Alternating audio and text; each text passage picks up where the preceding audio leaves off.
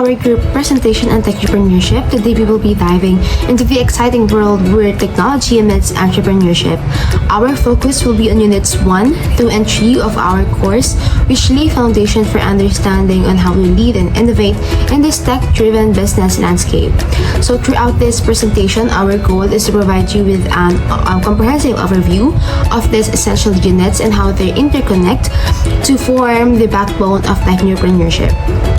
Now shown in your screen is the team who will be guiding you throughout this exploration, and we are very excited to share with you our knowledge and insights. Okay, so ngayon, let's start with the concise, with the summary of the story Rich Dad Poor Dad by Robert T. Kiyosaki. Okay, so let's start with the two statements from Dave Ramsey and Will Smith. So Dave Ramsey said that we buy things we don't need with money we don't have to impress people we don't like. And Will Smith said that too many people spend money they haven't earned to buy things they don't need to impress people they don't like. Okay, so these powerful statements from two different people touches consumerism and social pressure. Okay, so people tend to buy things na hindi naman nila kailangan, na gusto lang nila. Hindi naman nila kailangan para mabuhay, para lang may pagmayabang sa ibang tao na hindi naman nila gusto. Like for example, naka-iOS ka, naka-iPhone ka, and then merong bagong labas na iPhone. So kung isipin mo, hindi mo naman kailangan ng bagong cellphone, especially when your current phone is perfectly working and doing all of the things na kailangan niyang gawin. So, with that said, hindi mo naman kailangan pero bumili ka pa rin. So, dito pumapasok yung pangit na part na consumerism, na bumibili ka ng something na hindi mo kailangan dahil sa social pressure, dahil gusto mong impress, gusto mong magmayabang sa mga taong nakapaligid sa'yo. So, Robert T. Kiyosaki's book, Rich Dad Poor Dad, emphasized the difference between assets and liabilities, the importance of acquiring assets and minimizing liabilities. So yung rich, ito yung mga people na nag-acquire ng assets and minimize yung liabilities nila. So ano ba yung assets and ano ba yung liabilities? So assets, ito yung mga bagay that put money in your pocket, and liabilities naman are objects or are things that put money out of your pocket. So with that said, kailangan mo ng assets and hindi mo naman kailangan ng liabilities. Okay, so this, as shown in your screen, is the normal individual's cash flow. So mayroong income, expenses, assets, and liabilities. As you can see, walang masyadong assets, at ang liabilities naman, maraming liabilities. So income, pumapasok yung income nila from jobs, sa salary nila sa mga normal jobs, yung mga employees from different companies, different corporations. So mayroong income, and then mayroong expenses, but then also may liabilities such as house loans, house mortgage, and then yung mga bills like house bills, etc.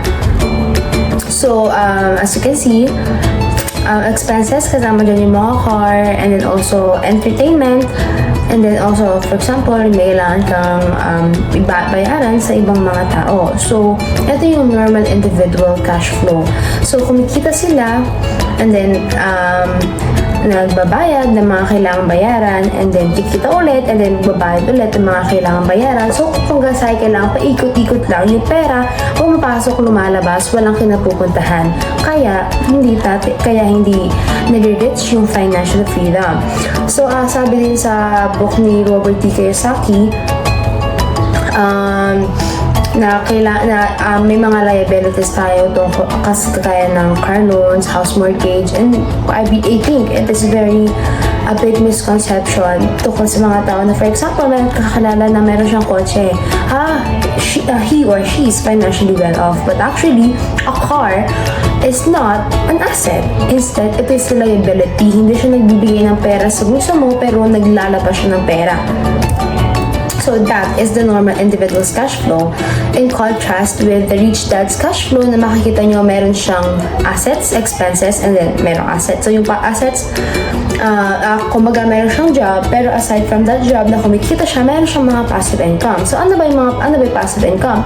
So passive income, ito yung pinagkukuhanan, kumbaga source of income, pinagkukuhanan ng pera na hindi mo naman kailangan ng active involvement. Ano na kumikita ka with minimal participation, like for example, investment, investments, stocks, mga ganun bagay na hindi mo naman kailangan nalahikan nandun, na hindi mo kailangan bantayan lagi. So even if you're sleeping, even if you're eating, or just whatever you are doing or doing other job, kumikita ka pa rin from that money. So dahil meron siyang passive income, so nagiging financial free siya, nagkakaroon ng financial stability. So that's the difference between the rich dad cash flow and then the poor dad's cash flow.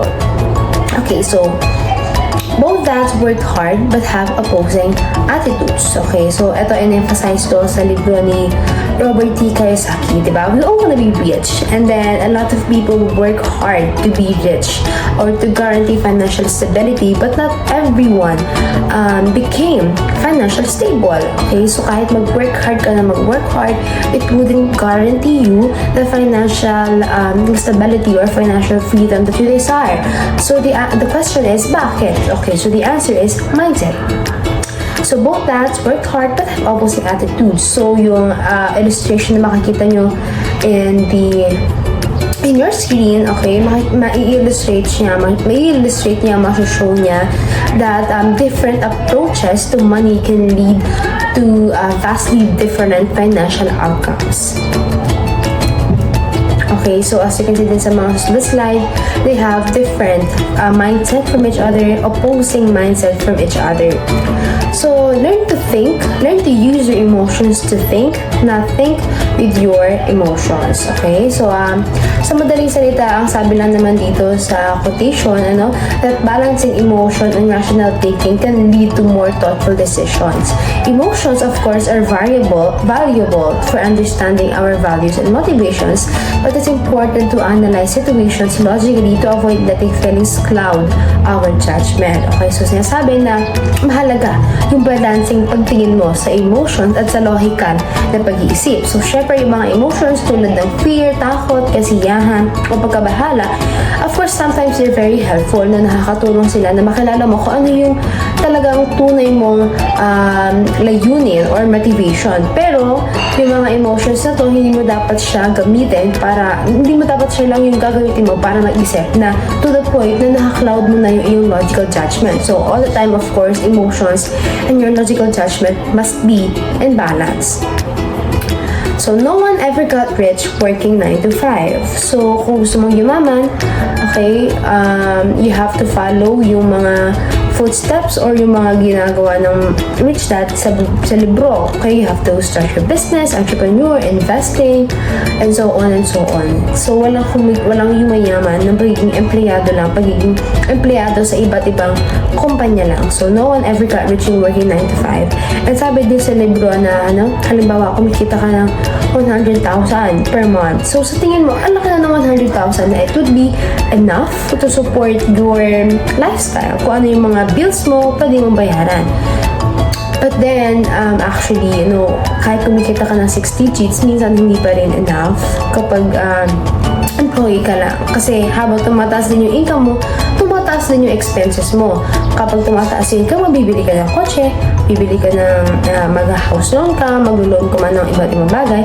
So, kapag tumataas yung income, tumataas din yung expenses. So, at the end, wala rin kayo nagiging savings. So, if you wanna get rich, you have to start your business and be an entrepreneur.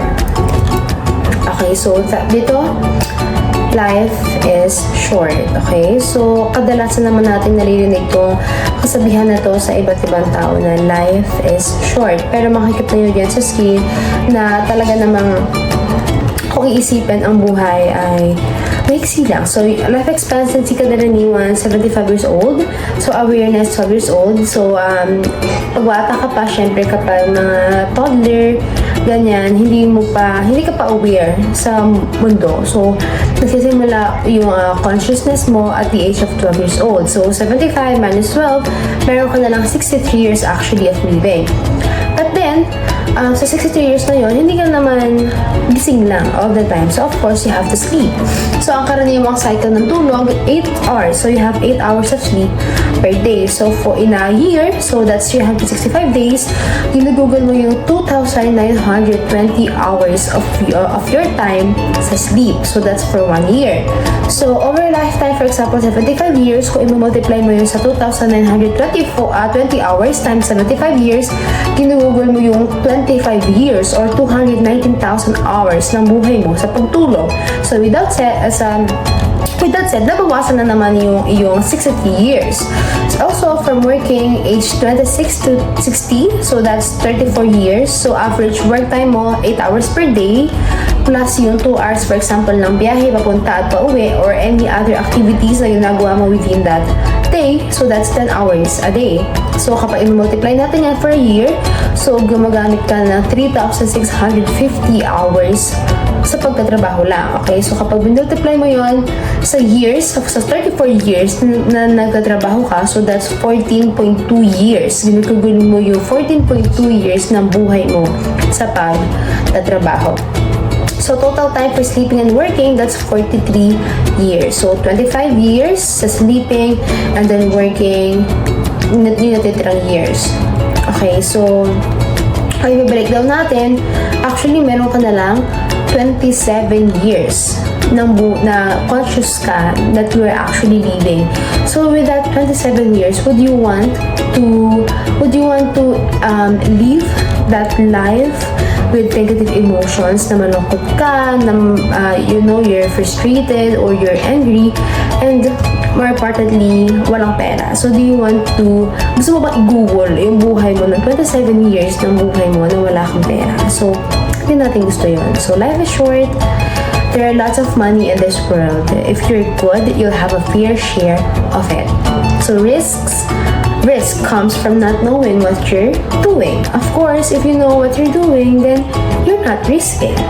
And risking also, mahalaga, for example, sa mga businesses and entrepreneurs, hindi mo naman alam kung ano yung future, hindi mo naman alam kung ano yung hinaharap. So, you're risking para, ma-improve yung iyong business. So, pwede ka mag-fail, pwede ka mag-succeed.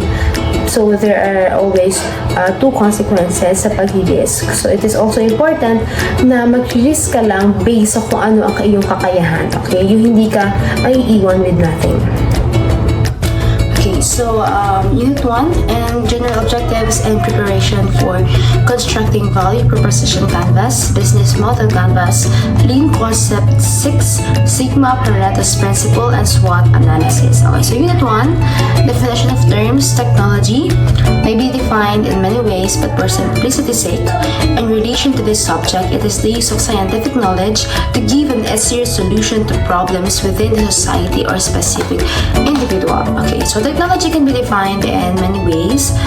Pwede siyang technique, process, or applications, products. Pero in these subjects of technology, it refers to the use of scientific knowledge para makapagbigay ng solution sa mga problema for a certain people or for society. So for example, the technology washing machine. So machine siya nagawa through the help of technology.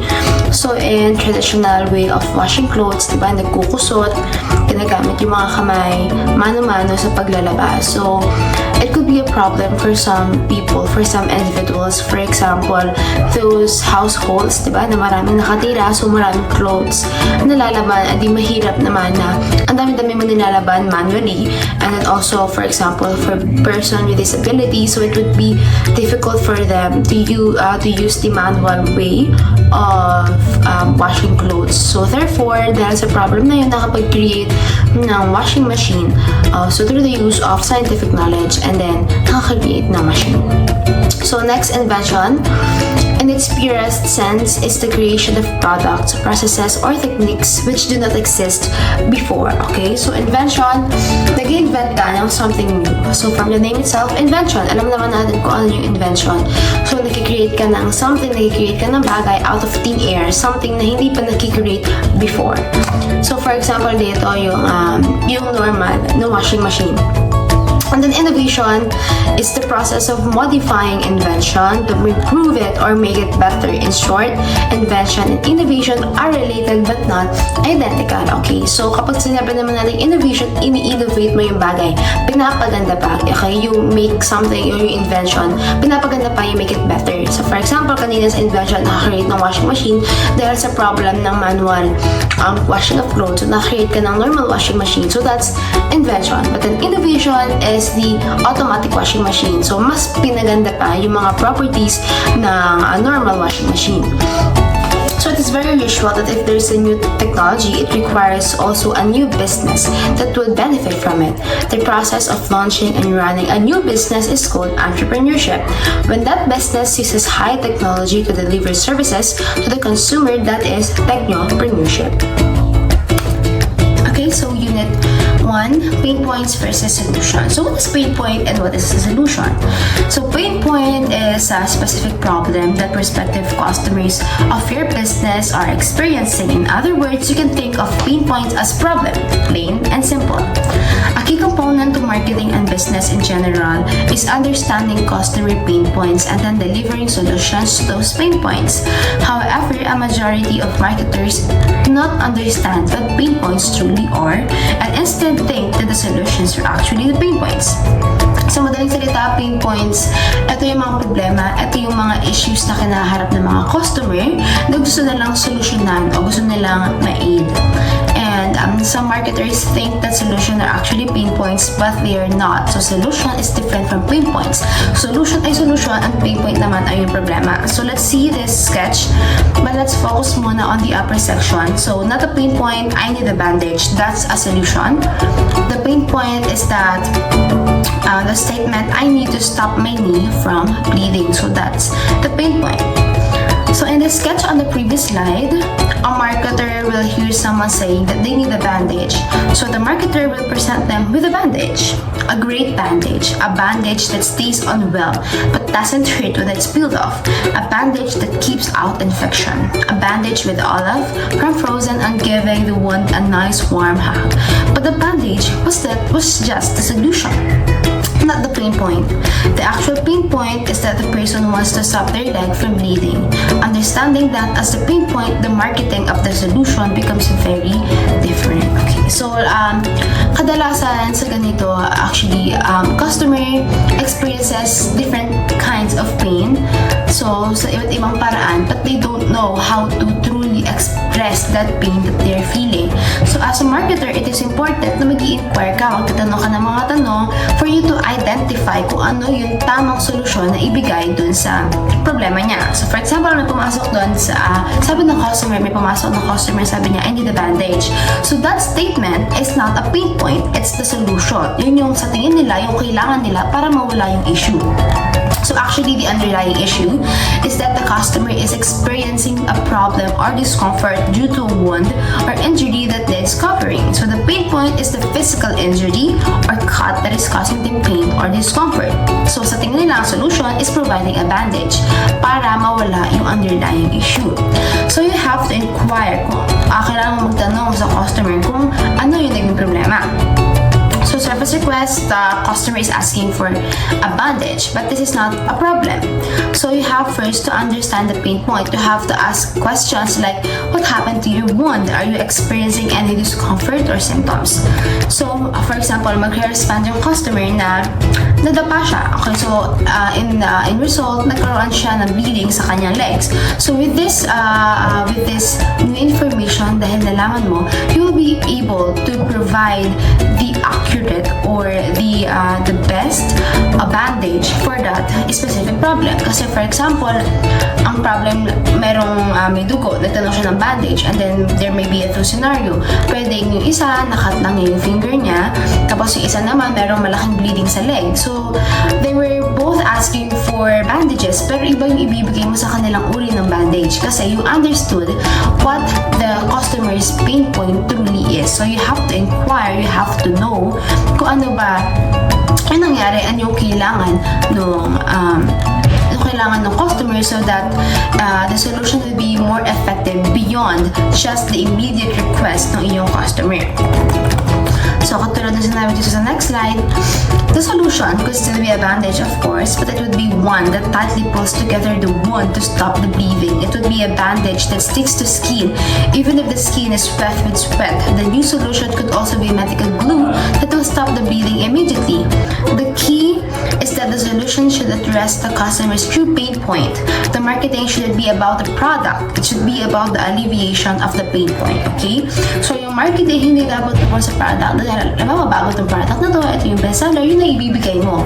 Hindi dapat yun. Nakatuto ka dapat. So, kung ano talaga yung kailangan ng iyong customer. So, that's understanding pain point.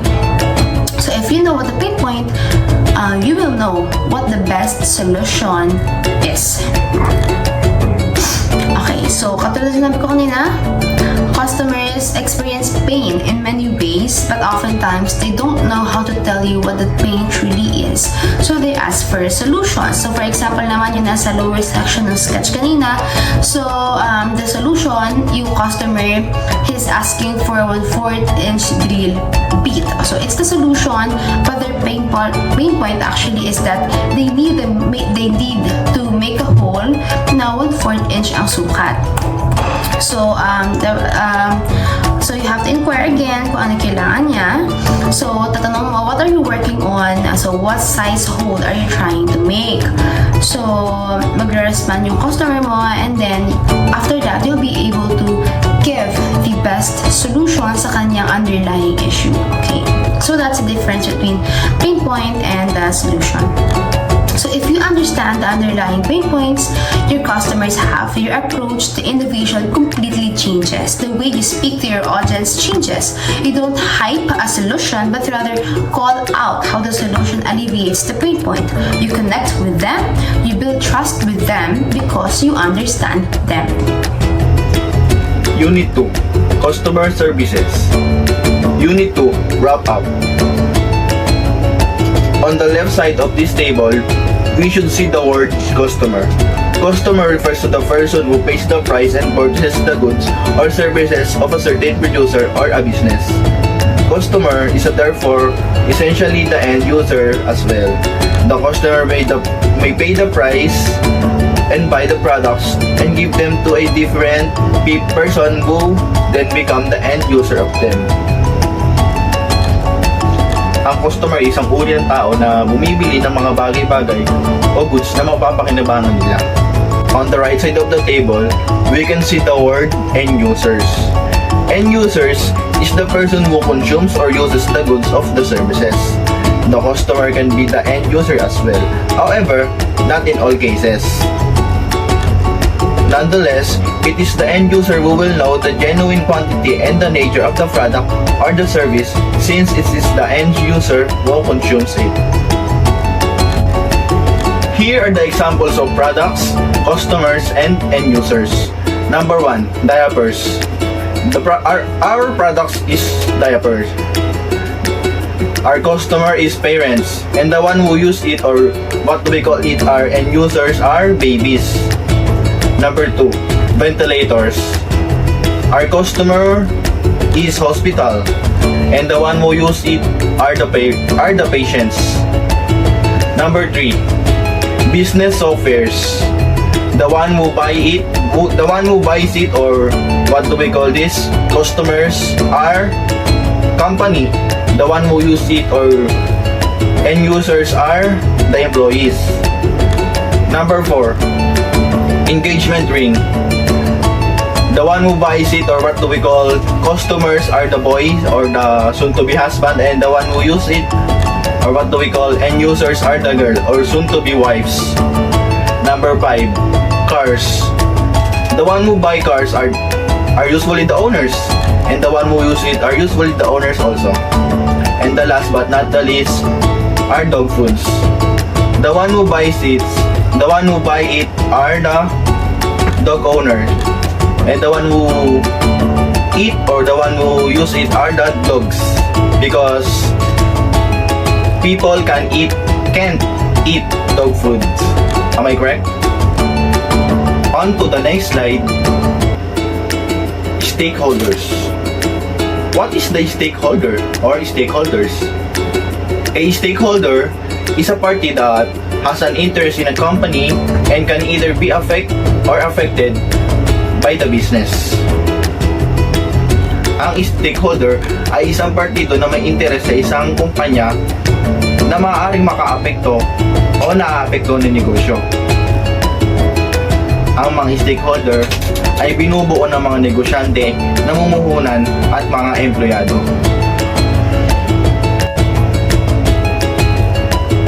On this slide, we shall tackle internal stakeholder and external stakeholder on a company. In internal, we shall see employees, managers, and owners, while in external, we can see the world, society, government, creditors, and shareholders. What is an influencer? An influencer is someone who has the power to affect the purchasing decision of the others because of their authority, knowledge, position, or relationship with their audiences. A following in a distinct niche with whom they actively engages. The size of the following depends on the size of their topic of the niche. So, ang influencer po, ito yung mga halimbawa nila Sir Gavin. Pagka nag-online selling sila, meron silang knowledge about dun sa may binibenta nilang product. So, yung mga audiences or sa mga tweet, yung mga followers nila nakikinig or bumibili dahil nga sa meron silang kapasidad na or may kaalaman sila sa mga binibenta nila. Kumbaga sila yung nagiging tawid para bilhin yung mga bagay na kinakailangan or binibenta nila na makakatulong sa pang-araw-araw. Ang customer segment ay kilala rin bilang market segmentation. Ito ay isang estratehiya sa marketing na naghihiwalay ng mga customer sa mga subgroup batay sa iba't ibang katangian tulad ng geographico, demographico, psychographic, behavioral, or iba pang mga traits. Mass market. Product and services which target the mass market segment have a broad appeal and often recover the overall population. The mass market approach doesn't rely on any specific segmentation and instead aims to be efficiently by treating everyone the same. In reality, there are very few companies that do this. Most companies apply some level of segmentation. Ang main goal ng mass marketing ay mapalaganap ang kanilang benta, ang pagkakakilala sa kanilang mga produkto, at ang pagkakasatisfy ng mga customer. Ilang halimbawa ng mass marketing ay ang TV spots, billboards, radio ads, print ads, at mga tarpaulin ads. Niche market. A niche market refers to a specific customer segment with highly defined characteristics. This segment requires a highly tailored product, custom-made to suit their needs.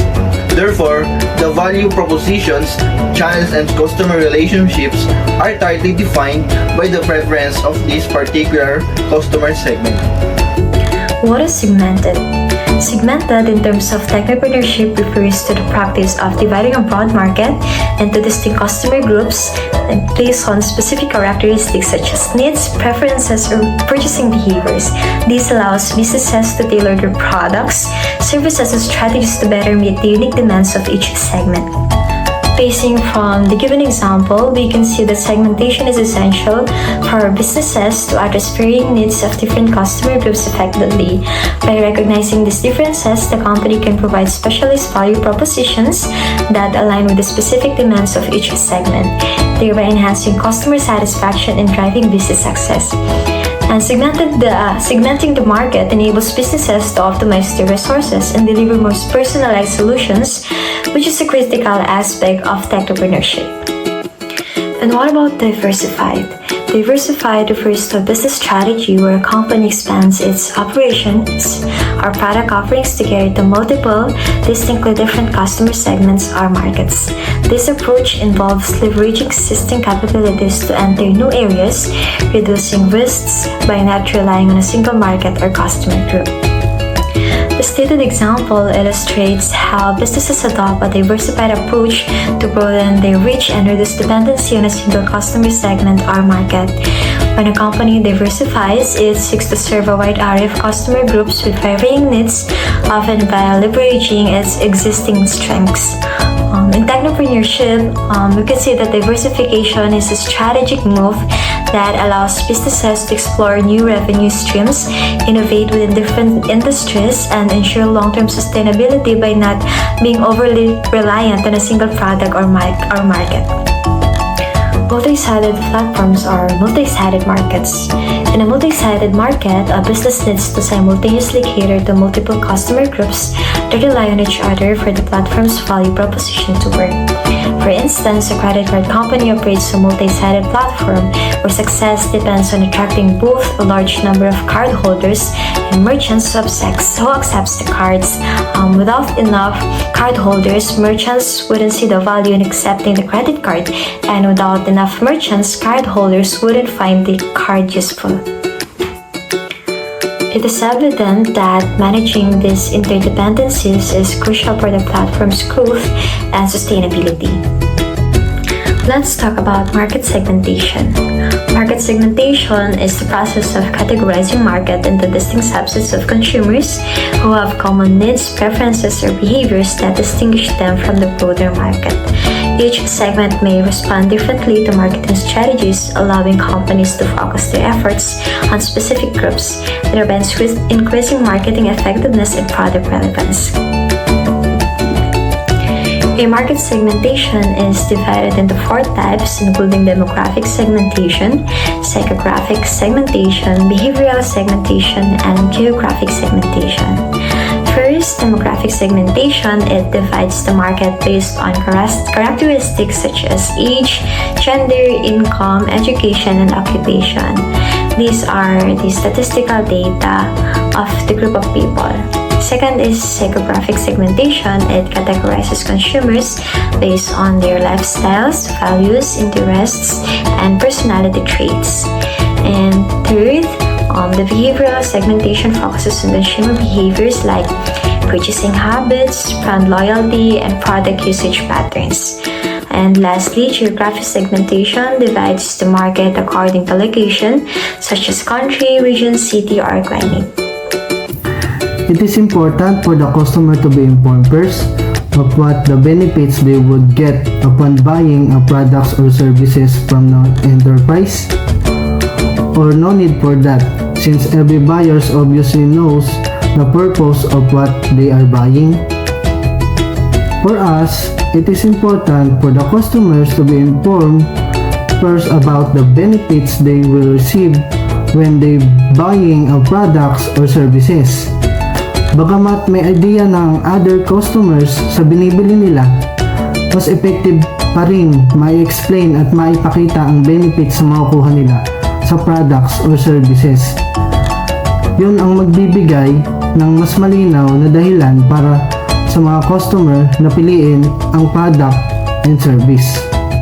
Ford said, "A man who stops advertising to save money is like a man who stops the clock to save time." It is true, because advertising is the one important thing sa pagnenegosyo. Sabi nga, parang pinigilan ng relo para lang makasave ka ng time. We all know that time will not stop. Kahit pigilan mo ang relo, patuloy pa rin tumatakbo ang oras. Parang ganoon lang rin pag pinigil mo ang pag-advertise sa negosyo. Oo, sa una, makakatipid ka, pero katagalan, mapapansin mo na unti-unti nang nawawala ang iyong pinaghirapan. Brick said, "Doing business without advertising is like winking at a girl in the dark. You know what you are doing, but nobody else does." In business, it's not enough to just have good product or service. Without advertising, your business remain unnoticed. Similar to winking at someone in the dark goes unseen. So yun na nga, ayon kay Milan Kundera, business has only 2 functions, the marketing and innovation. So, ayon sa pahayag ni Milan Kundera, ang negosyo daw ay may 2 pangunahing tungkulin. So, yun nga, ito yung marketing at innovation. So, napahiwatig lang dito na ng dalawang ito or dalawang aspeto na ito ang pinakamahalaga sa pagpapatakbo ng negosyo or para magtagumpay ang isang negosyo. So, paano? Ito yung paliwanag ko dyan. In terms of marketing, dito tumutukoy yung mga kung paano ipinakikilala at kung paano tinataguyod ng isang negosyo ang kanilang mga produkto o yung mga serbisyo na ibinibigay nila dun sa mga tao na minamarket nila. So, yun nga. Kasama rito yung mga estratehiya o strategy kung paano sila mag-advertise o kung paano yung pag-unahin nila sa mga customer, kung tama ba or lagi may mga pinaniningan sila, gano'n, or kung paano nila binubuo yung tatak nila para makilala sa publiko. Sa madaling salita, ito yung mga paraan kung paano nakikita at nakikilala ng mga tao ang produkto o serbisyo ng negosyo. Next naman, in terms of innovasyon, dito naman papasok yung kung paano sila sumasabay sa teknolohiya.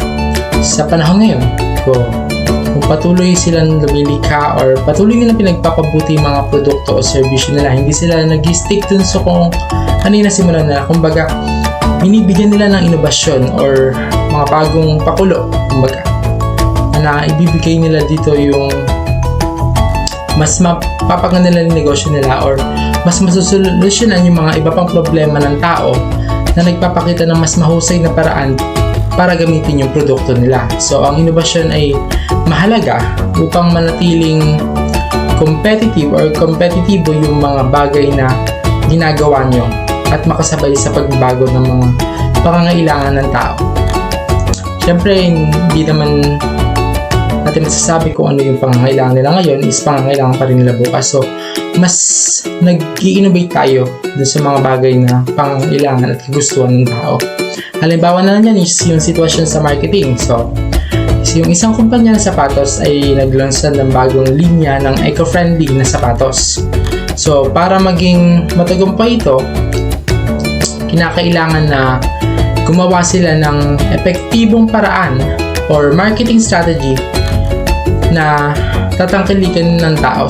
Kaya gumamit sila ng social media or endorsements mula sa mga kilalang tao or kilalang kumpanya, mga special na promotions upang mas ipaalam sa publiko yung gagawin nila para sa kanilang produkto. So, sa pamamagitan nito, mas magkakaroon ng ideya yung maraming tao o mas magiging interesado sila na bumili ng sapatos nila o ng isang kilalang kumpanya.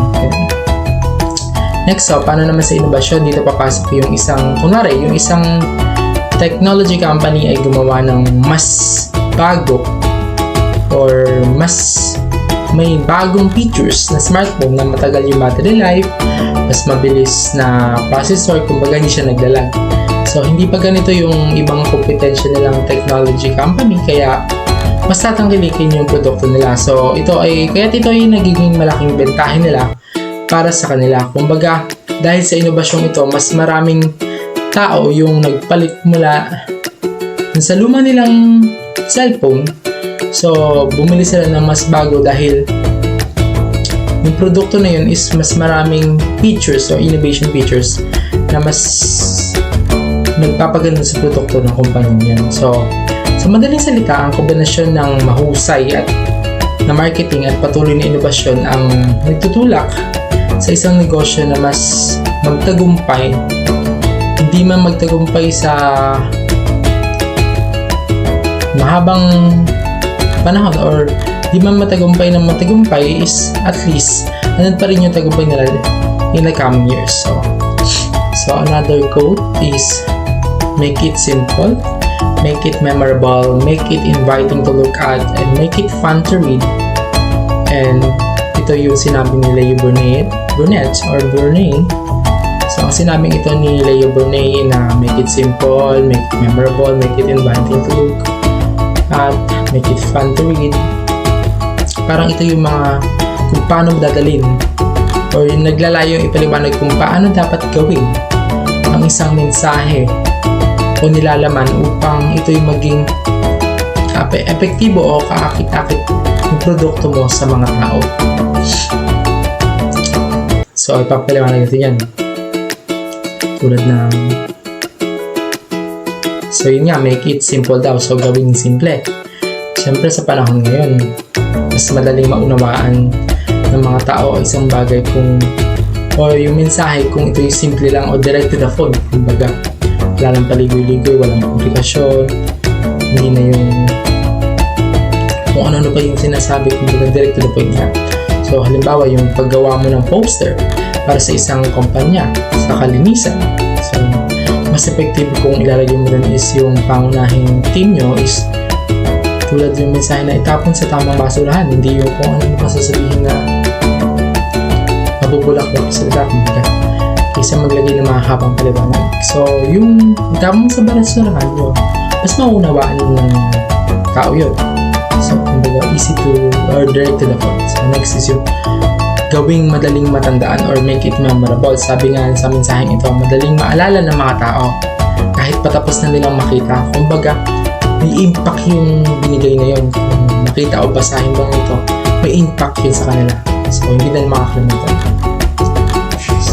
Example, yung kung ikaw yung magdidesign ng logo para sa isang produkto, siyempre mas ipiliin mo yung mas makulay, mas simple, pero yung kumbaga kakaiba o natatangi dun sa iba. So, gaya ng ginamit ng mga sikat na brand na madaling tandaan. Next, yung make it inviting to look or mas gawing kaakit-akit. Siyempre, sino ba naman yung hindi turn on dun sa mga bagay na kaakit-akit? So, mahalaga yung disenyo o itsura ng mensahe upang mahikayat ang mga tao na tumingin at magbasa. Kumbaga, may iiwan ka sa kanila na ano yun? Kumbaga, may wow factor. Kung gagawa ka ng brochure para sa isang bagong restaurant, siyempre siguraduhin mo maganda yung layout, may maayos na spacing, yung magandang basahin at may mga litrato ng pagkain or yung pagkain nakakatakam or magandang tignan, kumbaga pleasing for the people na mas maaakit sila. Next is yung gawing masaya at nakakaaliw. Siyempre, make it fun to read. Kumbaga nga, hindi lang dapat seryoso ang mensahe. Kumbaga, kung may trending online, mas nagtitrend yung mga bagay na masaya. Pwede rin lagyan ng kaunting humor. Sabi nga, kung nakakaaliw ng mga elemento na mas magugustuhan ng mga tao. Bari may viral video or something, pwede mo lagyan ng twist doon yung gagawin logo. Kumbaga, social media post para sa isang event, pwede kang magdagdag ng catchy phrases o memes na nag-viral video, gano'n, para mas engaging ito sa audience. Talamak itong sa social media yung mga pakulong nilang ganito, yung maraming trend sa bawat sitwasyon. Tandaan na layunin ay hindi maipabot lang ang mensahe, kundi siguraduhin matatandaan at magugustuhan ito ng mga tao na bumibili ng iyong produkto. Next is yung sinabi naman yung the internet is becoming the town square for the global village of tomorrow. Ito yung sinabi ni Bill Gates. So, sa sinasabing ito ni Bill Gates, ang internet daw ay nagiging town square para sa isang global village para sa kinabukasan. So, nangangahulugan ito na ang internet ay nagiging isang sentro ng komunikasyon at interaction para sa buong mundo. Totoo naman yan. So, katulad ng isang town square o isang lugar, dating lugar na pinagtitipunan ng mga tao o dito sila nagpapalitan ng mga informasyon sa isang bayan, sa pamamagitan ng internet, kahit hindi na sila pumupunta doon sa isang town square o lugar na iyon, at magkakalayo na yung mga tao, maaari pa rin sila magtipon-tipon or mag-usap at magbahagi ng kanilang mga informasyon at iba pang mga bagay-bagay. So, bibigay tayo ng sitwasyon. Siyempre, una dyan yung social media. So, sa mga social media, siyempre, social media platforms tulad ng Facebook, Twitter, TikTok, Instagram, YouTube, mga tao mula sa iba't ibang bahagi ng mundo ay nagkakaroon ng pagkakataong makipagsalamuha, makibahagi sa kanilang mga or magbahagi ng kanilang mga saloobin, balita at karanasan. So, Parang nasa isang malaking plaza na tayo sa social media kung saan lahat ay may pagkakataong marinig at makibahagi. Another thing is yung online shopping. Talamak to lalo na ng pandemic. So, ang mga tao hindi na kailangan pumunta ng physical sa isang tindahan. So, para bumili ng mga kinakailangan nilang produkto. So, sa pamamagitan ng internet, maaari ka nang mamili ng online lang. So, magtanong sa mga pagbebenta at kung ano yung ibibigay na feedback nito. Kumbaga, makikita mo na rin doon yung mga feedbacks kung maganda yung product or hindi. Ganun. Ito yung parang pagpunta ng isang merkado na matatagpuan saan man sa mundo. Kumbaga, pwede kang mamili online kahit saan man sa mundo. So, next, isa pa is yung virtual meetings. So, ang mga negosyo at paaralan ay gumagamit ng mga platform tulad ng Zoom o Microsoft Teams o Google Meet o para sa kanilang mga pagpupulong at klase, lalo na ng pandemic, di ba? So, kahit na ang mga kalahok ay nasa iba't ibang dako ng mundo, sila ay maaaring magtipon-tipon na parang nasa iisang lugar lang din. So, tulad ng pagdaraos ng isang pagtitipon sa town square, so yun nga, parang nagtipon-tipon sila doon kahit hindi physically. So yun yun. Next is yung crowdsourcing and online collaboration. Kumbaga dito, marami kang crowdsourcing pero dapat ipapack-check mo muna. So next, sa internet ay maaaring magtulungan ng mga tao kasi isang proyekto o layunin kahit na hindi sila magkakasama ng physical sa isang lugar. So yun nga. Halimbawa nito yung mga software developers, syempre maaaring mag-collaborate sila online para makabuo sila ng isang produkto o makalikha sila ng produkto or applications na para sa lahat na makakapagbigay ng maraming trabaho sa isang lugar. So yun nga. Next, I will discuss the value proposition. A value proposition is a simple statement that summarizes why a customer would choose your product or service. It communicates the clearest benefit that customers receive by giving you their business. So, ano nga ba ang value proposition? Ang value proposition ay kung bakit kailangan bilhin ng mga tao yung ginawa mong product. At dito mo rin malalaman kung nabebenefitan ba yung mga buyer and then of course your business.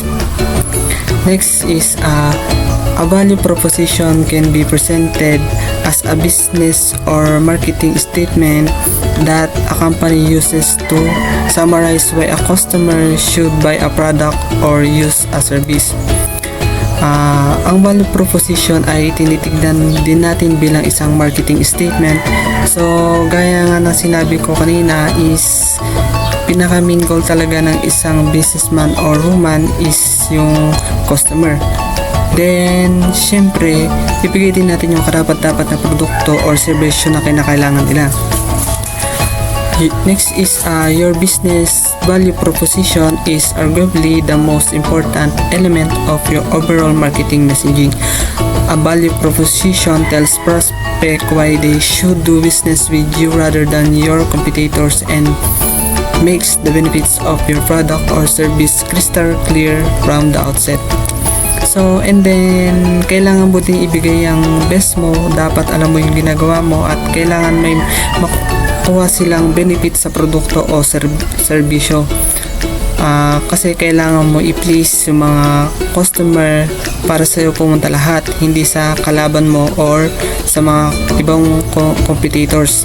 Nagnegosyo ka dahil sa mga tao, hindi sa mga ibang negosyo. Next slide is the value proposition pertains to the benefits that customers would get upon buying a product as a promise by the company who own it. It is actually a statement which serves as a window for the customer to see clearly what a certain brands could offer and its advantage over other competitors. Dapat tama yung product na ibibigay mo, hindi yung magbibenta ka ng halimbawa yung is burger, maganda sa picture, pagdating sa customer is pangit na, manipis. So kailangan natin ibigay yung tamang produkto at kailangan tama o akma yung mga names ng business mo na ilalabas para akma siya sa sa product natin. At maging mabait tayo at maging mahinahon lang. So kung maganda yung pakitungo natin sa mga customer is babalik-balikan yung business natin. So yun yung advantage natin sa ibang negosyante. Next is the praise value proposition is credited to Michael Lanning and Edward Michaels. So first use the term is 1988 staff paper for the consulting firm McKinsey and Company. In the paper, which was titled "A Business is a Value Delivery System," the authors defines value proposition as a clear, simple statement of the benefits, both tangible and intangible, that the company will provide, along with approximately price it will charge its customer segments for those benefits.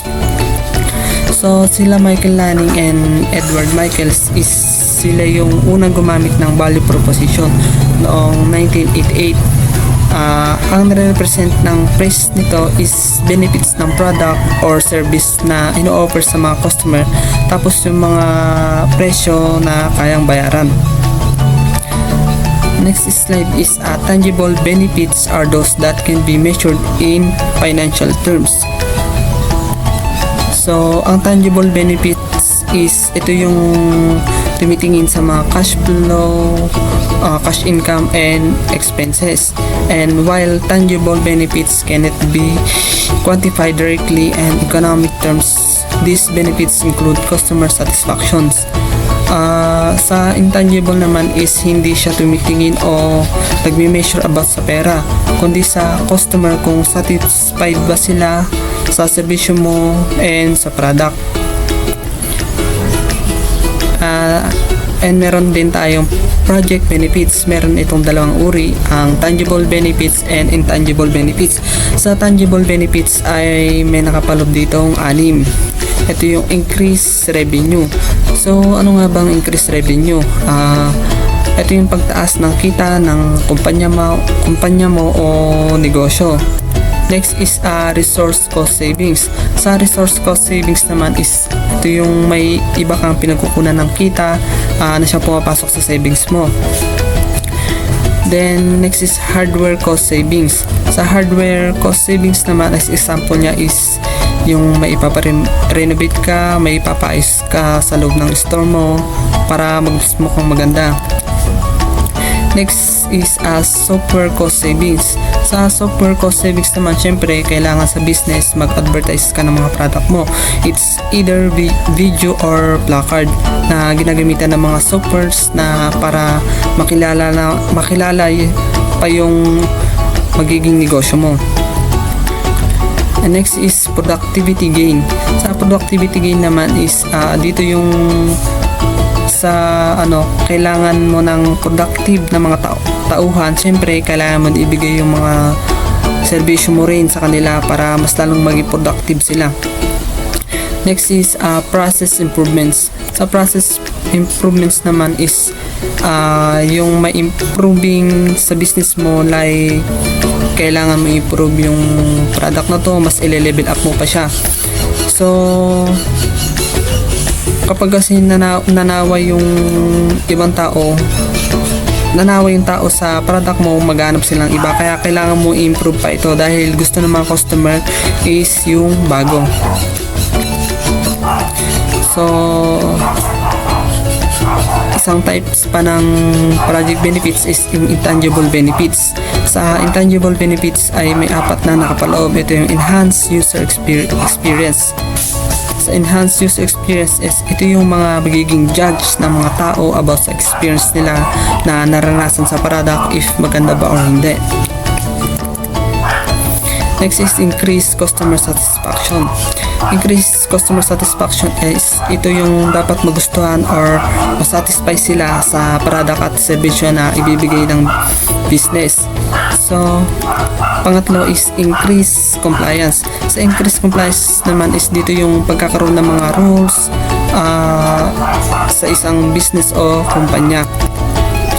Pang-apat is brand equity. Sa brand equity naman is kilala dapat yung ginawa mong product at may sariling pangalan.